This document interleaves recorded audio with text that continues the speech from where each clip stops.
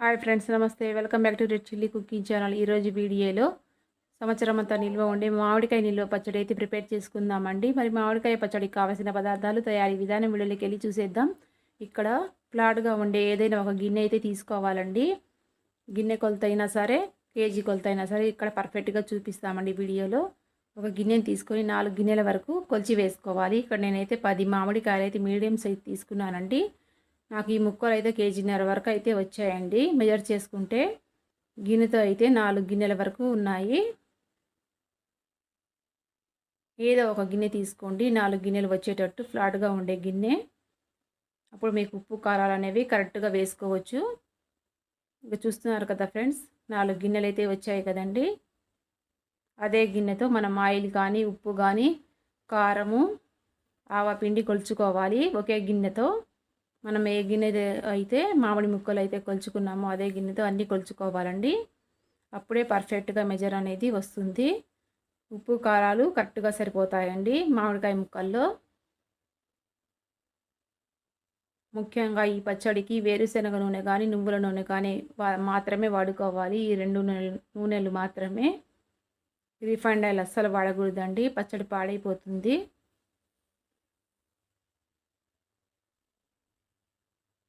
ఇక్కడ నేనైతే వేరుశనగ నూనె తీసుకున్నానండి. ముందైతే ఒక 1/2 లీటర్ వరకు ఈ ముక్కల్లో వేసుకుంటున్నాను. తర్వాత మళ్ళీ ఇంకొక 1/2 లీటర్ అయితే వేసుకుంటానండి. చూపిస్తాను అది ఎప్పుడు వేసుకోవాలో. ఈ 1/2 లీటర్ ఆయిల్ వేసుకున్న తర్వాత ఒక 10 నిమిషాల పాటు ఆయిల్లో ఇలా నాననివ్వాలి ముక్కల్ని. ముక్క మెత్తబడకుండా గట్టిగా ఉంటుందండి ఇలా చేయటం వల్ల. ఈ 10 నిమిషాలు ఈ ముక్కలు నానిన తర్వాత అంతవరకు మనం ఉప్పు కారాలని ప్రిపేర్ చేసుకుందాం. ఆవపిండి అవన్నీ కలుపుకుందామండి. ఆయిల్ వేసుకున్న తర్వాత ఒకసారి స్పూన్తో ఇలా కిందికి మీదికి కలుపుకోవాలి. నేనైతే 10 కాయలు అయితే తీసుకున్నానండి, మీడియం సైజు కాయలు. నాకైతే 1 కేజీన్నర వరకు అయితే వచ్చాయి. మరీ పెద్దవి మరీ చిన్నవి కాకుండా. ఈ ముక్కల్ని పక్కన పెట్టి మనం ఏ గిన్నెతో అయితే కొలుచుకున్నామో మామిడికాయ ముక్కలు అదే గిన్నెతో ఉప్పు కారాలు కొలుచుకుందామండి. ఒక గిన్నె వరకు కారాన్ని అయితే తీసుకోవాలండి. ఇక్కడ నేనైతే 3 మ్యాంగో కారపొడి తీసుకున్నానండి. పచ్చళ్ళ కారం మంచి కలర్గా ఉంటుంది, అంత కారం కూడా ఉండదండి, మీడియంగా ఉంటుంది. మీరు ఇంట్లో కొత్త మిరపకాయలతో పట్టించుకున్న కారమైన వేసుకోవచ్చండి. అదే గిన్నెతో 150 గ్రాముల వరకు ఆవపిండి, 20 గ్రాముల వరకు మెంతిపిండి వేసుకోవాలి. 170 గ్రాముల వరకు ఒక అర గిన్నె వేసుకోవాలండి టోటల్.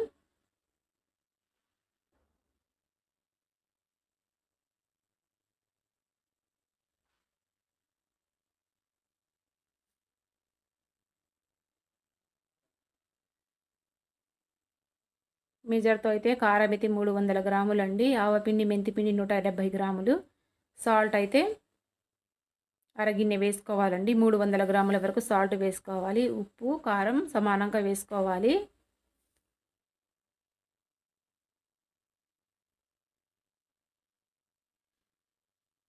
ఇవి 3 వేసుకున్న తర్వాత బాగా కలిసేటట్టు చేత్తో కలుపుకోవాలండి. చేత్తో అయినా పర్వాలేదు, స్పూన్తో అయినా పర్వాలేదండి. ఎక్కడ తడి అనేది, చెమ్మ అనేది ఎక్కడ తగలకుండా చేతులు శుభ్రంగా కడుక్కొని తుడుచుకొని పొడి క్లాత్తో అప్పుడు కలుపుకోవాలండి.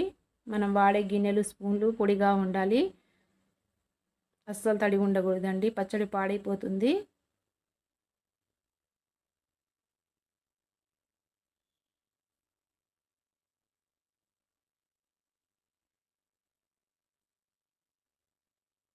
ఒక టీ స్పూన్ వరకు పసుపు వేసుకోవాలండి. పసుపు వేసుకోవటం వల్ల ముక్క మంచి షైనీగా ఉంటుంది. వేసుకొని ఈ కారంలో కలుపుకోవాలి.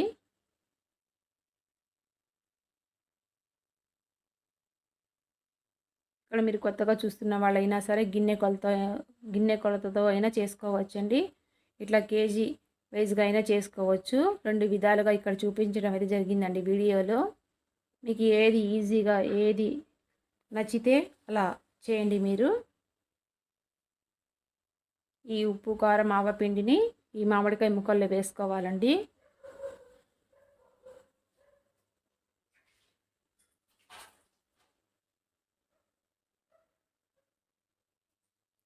స్పూన్తో బాగా కలుపుకోవాలి, ముక్కలకు బాగా పట్టేటట్టు.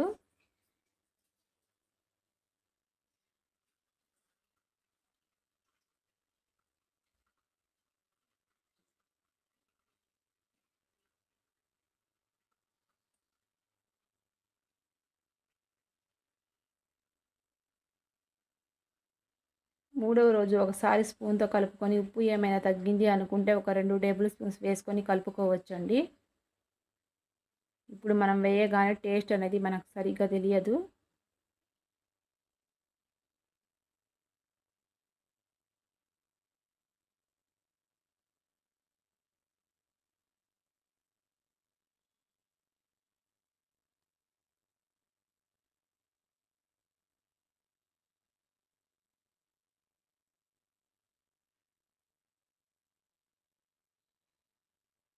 ఇలా బాగా కలుపుకోవాలండి.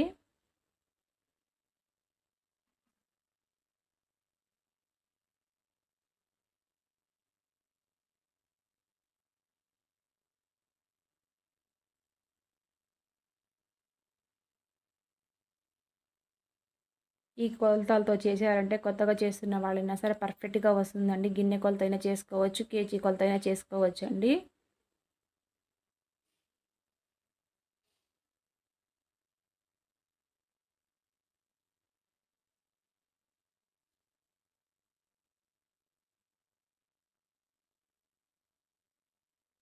ఇలా ఉప్పు, కారం, పిండి మొత్తం ముక్కలకు పట్టేటట్టు కలుపుకున్న తర్వాత మిగతా హాఫ్ లీటర్ ఆయిల్‌ని లాస్ట్‌లో వేసుకోవాలండి.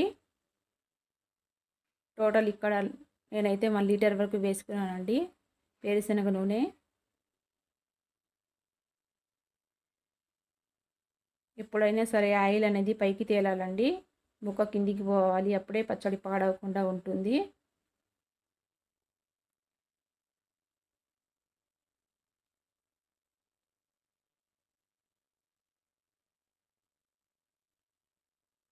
త్రీ స్టెప్స్ అయితే బాగా గుర్తుపెట్టుకోండి. ముందుగా అయితే ఎక్కడ తడి చెమ్మ అనేది ఎక్కడ తగలకుండా పొడిగా ఉండాలి మనం వాడే స్పూన్లు కానీ గిన్నెలు కానీ.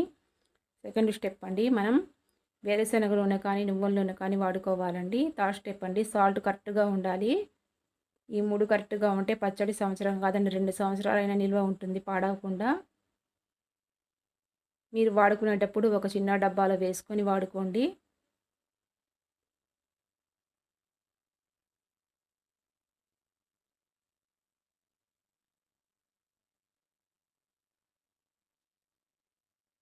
ఆయిల్ ఎక్కువైంది అనుకుంటే ఒక 250 ml వరకు తగ్గించుకొని 750 ml వరకైనా వాడుకోవచ్చండి. నేనైతే ఒక పావు లీటర్ ఎక్కువ వేసుకున్నానండి. ముక్కలు అనేవి మునగాలి, ఆయిల్ పైకి తేలాలండి. అప్పుడే పచ్చడి ఎక్కువ రోజులు నిల్వ ఉంటుంది పాడవకుండా. ఒక టేబుల్ స్పూన్ వరకు అయితే వేయించిన ఆవాలు వేసుకోవాలండి. ఒక టేబుల్ స్పూన్ వరకు జీలకర్ర కూడా వేసుకోవాలి, వేయించిన జీలకర్ర. ఈ జీలకర్ర ఆవాలు వేసుకోవటం వల్ల ఆవాలు జీలకర్ర వేసుకోవటం వల్ల వేయించినవి చాలా టేస్టీగా ఉంటుందండి పచ్చడి. 150 గ్రాముల వరకు పొట్టు తీసిన వెల్లుల్లి రెబ్బలు వేసుకోవాలి. ఇలా కొంచెం గ్రైండ్ చేసుకొని వేసుకోవచ్చండి. నేనైతే ఇక్కడ గ్రైండ్ చేయలేదు, అలానే వేసుకున్నాను వెల్లుల్లి రెబ్బలు. ఇలా వేసుకోవటం వల్ల కూడా చాలా టేస్టీగా ఉంటాయండి. నేను ముందు సాల్ట్ అయితే ఒక అరకప్పు వరకు వేసుకున్నాను కదండి. మూడో రోజు చెక్ చేసుకున్నానండి, సాల్ట్ అయితే కొంచెం తగ్గింది. 3 టేబుల్ స్పూన్స్ వరకు అయితే మళ్ళీ వేసుకొని కలుపుకున్నాను. ఆ వీడియో అయితే మిస్ అయిందండి.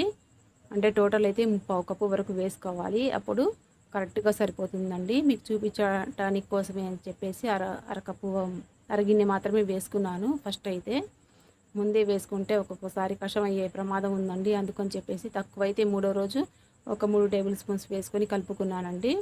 మీరు కూడా అలానే చేసుకోండి, ఒకేసారి వేసుకోకుండా. అంతేనండి. మా వీడియో నచ్చినట్లయితే లైక్ చేయండి, షేర్ చేయండి, కామెంట్ చేయండి, సబ్స్క్రైబ్ చేయండి. Thank you.